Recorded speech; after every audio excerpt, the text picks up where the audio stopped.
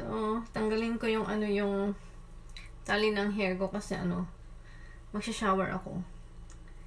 Para mahinga ko, tanggalin natin yung hair clip, hair pin. Yan. Yan, may kulot siya dyan sa side na yan.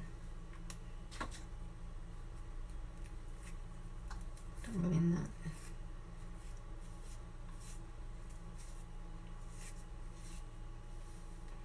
Tapos yung ang daming tali ng hair ko. Wow. Ganyan siya. Para makahinga.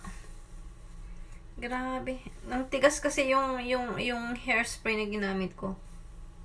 Paliguan ko na. Ligo muna ako.